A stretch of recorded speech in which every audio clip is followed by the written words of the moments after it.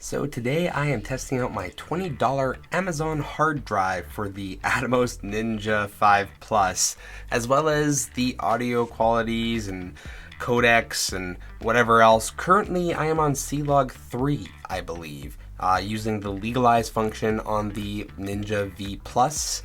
I'm in ProRes Lite right now because I tried RAW. I did. And this $20 hard drive, it doesn't do what it says it does. Atomos was right. You can't cheap out when it comes to storage. You got to get the good stuff. So I'm going to switch to CLOG at some point, and we're going to just compare those two codecs and see how they kind of look. So far, what I can gather is CLOG3. 800 is the lowest your ISO can go. Like, you can't go any lower than 800. So if you want to do anything else, I'm also currently only recording in 24 frames per second. Is it cinematic? I don't know, but I'm doing that because I don't know if this hard drive can handle 60. In a perfect world, when I get the good hard drive, I will be recording in 5K RAW, 60 frames per second, because I just prefer 60. I know cinematic, 24 frames per second rule, whatever, but you do what you like, right? I like 60. So I also took the mist filter off because I don't love it for me. I love it for like doing other things. I put it on my wife's camera actually, but yeah, I'm all over the place. Let's switch it to CLOG, not CLOG3. Currently CLOG3. Going to switch to CLOG, and we're gonna see how they compare. With CLOG, it looks like 400 is the lowest the ISO goes, and then it has like 200 and 100 with like an L beside it. I don't know what that means. I'm assuming it means like kind of like a fake lower ISO. I don't know, but either way, yeah, 400, 800 in CLOG3.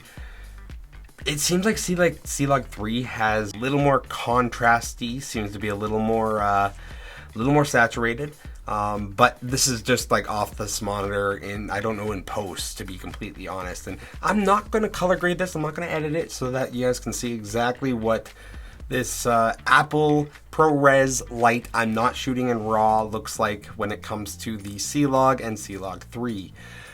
Yeah, I might splash a bit of that Rode mic in just to see quickly how it sounds, but I mostly use the Zoom H5. It just kind of chills right here, and that's kind of what I'm going with right now. I tried using the audio in on this Atomos, the Ninja 5 Plus, yeah, I don't know, nothing really came of it. So I tried switching cables, tried other stuff. Looks like I can't use the micro in it. I don't know, maybe that's a settings thing. It could be user error. I have been known to make user errors, so there's that. But I'll figure out the audio. I'll figure it out. Until then, I mean, the Zoom H5, I have not found something better.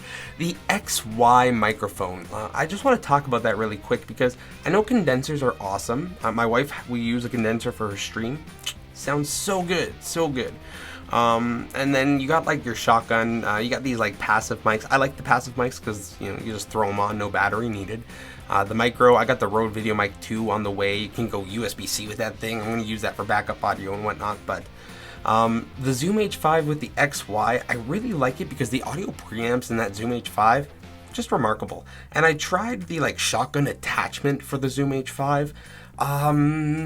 It just doesn't work for me because my voice is very dynamic. It's very sometimes low, sometimes high, all over the place. I don't know. I'm all over the place. So the XY is really cool because it does this, right? So if you think about it, and if I'm talking directly to the microphone, if I have like or like hard things going towards it, it's not gonna peak, right? So I was finding that I could not peak the XY. It sounds so good even when I'm like dynamic and trying, I don't know, I had a lot of coffee to try an Abid in the morning. So the XY, I just love it. So the Zoom, I think it's like called the H1 something. That would be a really good setup for anyone looking for an external recorder for their camera, and I think it has a line out even. So it's super light. It's lighter than the H5. Like the H5 is a little heavy, but you can plug XLRs into the H5. Why I got it, I like for interviews. The audio is so good out of that, and you can use it as an interface as well. the H5 has a lot of value, but needless to say, Zoom did a really good job with their sound. I like the Rode passive microphones, but I have not found something better than this Zoom H5. That being said, we have the ID4 interface with that condenser for my wife's stream. It's good. Like that interface, those preamps, that is top quality. That's something that we don't really talk about with the R5 too. The R5, the audio preamps are significantly better than the R from my personal playing around with it. I mean, maybe I had some user error. I have a bad cable that I found out about during this shoot and I had to reshoot. So it could be a bad cable, could have been user error, but it seems that the R5's preamps are better than the EOS R. Looks like I'm still recording. So this cheap hard drive, it was $20. $20. It gets me basically an hour of recording, maybe a little bit more on the Ninja 5 Plus in not RAW, but ProRes Lite. You know, for 20 bucks, YouTube videos, that's the job. That's the job. Like, yeah, the expensive hard drive, I'm gonna need that to shoot RAW. Yes, absolutely. And I'm gonna test that RAW footage out. I cannot wait. But this cheap hard drive, for the meantime, it does the job. Like, most of the times when I film these things, I film for like 45 minutes. So having that unlimited record time, it's gonna be really nice. 800 ISO. I'm normally shooting at 400, so this is kind of interesting when it comes to like 24 frames per second at 800 ISO. It's a lot of light because I normally shoot at 60 frames per second, and I normally shoot with like 400 ISO. So it's really bright image right now to me, but I heard that you are supposed to overexpose Canon log footage and CLOG and or CLOG3. I don't remember. I need to do more research into these codecs because they look good. They have much better dynamic range, obviously, and just a little bit of color grading. They'll be great because the colors out of camera, man, I just love them. I love them. It's why I switched to the R5. It's why I got rid of the Blackmagic Pocket Cinema 6K. I like building things. I still rigged out the R5. I like to build things. But when it comes to like straight out of camera look, I just like the R5. I just like how Canon does things. And yeah, I know I could color grade. I know I could camera match. But the usability and the autofocus, and yeah, I need an external recorder to do unlimited, but it's a really good photography camera. And I love having IBIS. And being able to rig this up with this Atomos, I don't know how to pronounce it, the Ninja 5 Plus, and having IBIS, I'm going to be able to do some pretty cool things, like IBIS stabilization, all the posts, all the stuff. Like, it's going to be gimbal-like, and I'm going to be hand-holding with like a top handle. I'm excited. So what I want to do is documentary work. That's why I'm testing this all out. I want to try doing like these artist features where I go to an artist's like creative space, see their workflow, see how things go. I'm just continually, I'm looking at this monitor because this hard drive is $20. I don't want it to just poof, stop recording. It's done that before when I was trying out RAW. So, but I want to go to like an artist like atmosphere where they create and like kind of record their creative process, get them to tell their story, how they got into creating, how they got into making art, and like feature their art, right? So I wanted to do these like mini docs, and like I've been wanting to do that for a while, but I've been trying to figure out the setup for it, and this I think is it. I think this is it. And it's been a while. Like I know I should have just went out and done it probably with like an iPhone and stuff, but no, I wanted to do how I see it in my head, and that involves a certain look. It involves a certain amount of usability, like autofocus.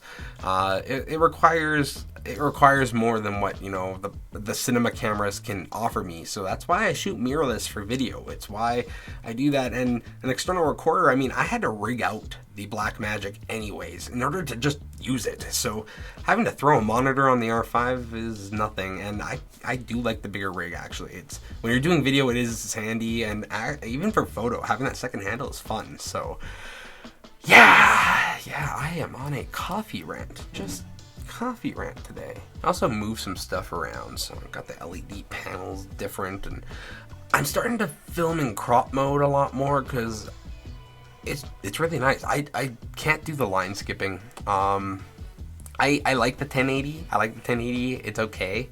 And when I was using the EOS R, I always used 1080. I didn't have much of a problem with it. Maybe it's line skip too, but I don't remember, to be honest. But I just know that the crop mode looks really, really good on the R5, and I just kind of taken a liking to it. And again, I was used to the Blackmagic 6K, so I'm used to that crop, Super 35 crop. I don't know what the crop numbers are when it comes to this, but I don't mind the crop when it comes to like doing the cinema work. And if I need the wide, I'll switch to a wide. I'll switch to, 8K full sensor raw for that wide angle shot that I need. But I mean, I got the 15 mil. I got plenty of width. I just have to zoom it out. I'm not even zoomed out. Let's see. Look at all that width. So much width. Like, what do you even do with all that? It's a lot. Yeah, this makes me uncomfortable. I'm gonna tighten this up again. That's better. That's better. Okay. I don't know the millimeter difference of that, but 15 millimeters is pretty wide, even with a crop. So I think the setup's going to do really well for me. I can mount this thing here when I want to do my YouTube videos, and I can have full control, and got everything, and when I'm doing run and gun, I can just slap it on there. It's only 3 screws, like screw, and my R5 goes from being like photography focused camera that is fully weather sealed, has IBIS, to in the cinema cage and ready to do video, ready to do documentaries. So yeah, so if you want to know about cheap hard drives in this thing, $20, it'll get you ProRes Lite, and it will get you 24 frames per second. I'm reluctant to push this any harder. You cannot do RAW on a cheap hard drive. You're gonna have to buy a good hard drive. So the Ninja 5 Plus, who is it for? There's a lot of hidden costs. That's something they don't really tell you about this thing, in reviews, that the hard drive, if you want a good hard drive, if you want to use all of the features of the R5, if you want the 8K RAW, you're gonna have to spring for a really nice hard drive, and that's gonna cost you. That, and then you're gonna need accessories. Like I wanted to put a cage and a top handle on the R5 in order to use this, and you kind of put it all together, and you're gonna I bought the Ninja 5 Plus because it was on sale. I bought it because I'm seeing that's going up in value, up in price. So I saw that it was about to go to $1,900 or something like that. So I just pounced on it because for $1,300 I got that plus some accessories. The accessory kit, I kind of wish I went with the stream kit, to be honest, because I got a sun hood. I guess that's kind of cool. That's good. I do enjoy having that sun hood, but other than that, the stream kit would have more usability for me. Yeah, that's me being rambly. So that's all I have to say. Yeah, CLOG3. Maybe I should switch back to CLOG3 really quick. We'll do that really quick and then peace out, just so you can see the difference. Do you see the difference? I don't know. I think there's definitely a color difference. The colors are very different. Is that a settings thing? What is going on with this? I do not know, but Legalize is on. The Legalize is on, so I don't know. They're very different. I'm gonna leave them again ungraded, but and splash a little bit more of that Rode mic in there so I can see how that sounds from this distance. It's the micro. It's not. I'm waiting for the video mic Go 2, the new passive mic that they made, but it hasn't come out yet. So, or it has come out yet. It hasn't shipped to me yet.